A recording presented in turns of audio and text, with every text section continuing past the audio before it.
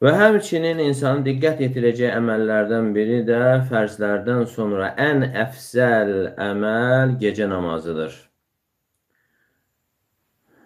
Namazın ən əfzəli fərzdən sonra, fərz namazlardan sonra ən əfzəl namaz gecə namazıdır.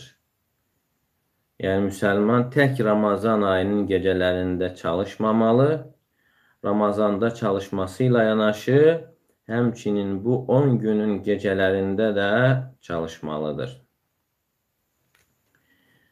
Və həmçinin çalış ki, bu günlərdə sənin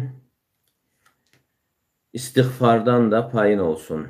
وَالْمُسْتَغْفِرِينَ بِالْأَسْحَارِ Necə ki, Allah-u Teala cənnət əhlini vəsf edərək buyurur ki, səhər vaxtları, yəni sübh namazından əvvəl istiğfar edənlər onları tərifləyir. Kanu qalilan minəl-leyli ma yehca'un və bil-əsharihum yestəğfirun. Onlar gecənin az bir hissəsini yatarlar və gecəni ibadətlə keçirər. Səhər vaxtları isə onlar istiğfar edərlər. Yəni, səhər deyildiyi zaman sahur vaxtı.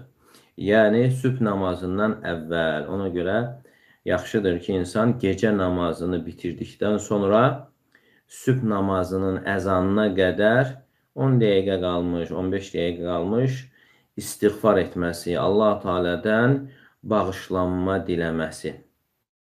Çünki bu ayədə Allah-u Teala cənnət əhlini vəsf edir ki, onlar dünyada ikən gecə namaz qılar, gecə namazından sonra da yenə istiğfar edərdilər, Allah-u Teala'dan bağışlanma diləyərdilər. Çünki o vaxtı Allah-u Teala'nın dünya səmasına endiyi bir vaxtdır və istiğfarın qəbul olunduğu bir vaxtdır, duaların qəbul olunduğu bir vaxtdır. Allah-u Teala o vaxtı, yəni istəyənlərə istədiyini verir və beləliklə insan o cür fəzilətli anları gərək ötürməsin.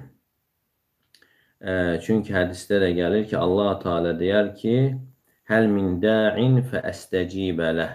Yəni, dua edən varmı, duasını qəbul edim. Həl min müstəğfirin fəəğfirə ləh. Və bağışlanma diləyən varmı, onu bağışlayın və sığınan varmı, onu qoruyun. Deməli, bu da onu bildirir ki, yəni bu insan üçün böyük bir fürsətdir. Bağışlanmaq üçün, dualarının qəbul olması üçün və ümumiyyətlə, yəni insanın problemlərinin, sıxıntılarının həll olduğu bir yerdir.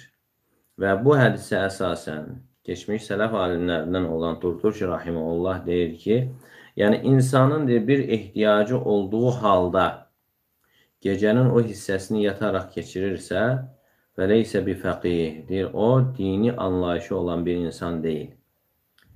Ehtiyacı olduğu halda gecənin son 1/3-ni yataraq keçirirsə, dini anlayışı olan insan deyildir. Əgər bir balaca anlayışı olsaydı, yəni bu cür fürsəti əldən verməzdi. Çünki hər şeyin sahibi olan, aləmlərin Rəbbi, hər şey yoxdan yaradan deyir ki, istəyən varmı verim, istəyən varmı? Yoxdur. Görsən, insan o vaxtı yatır, əsas qapını döymür, sonra boş-boş qapıları döyür. Boş-boş qapıları döyür. Və ona görə də insan sıxıntıları da çox vaxt aradan qalxmır. Əsas qapını döymədiyi üçün.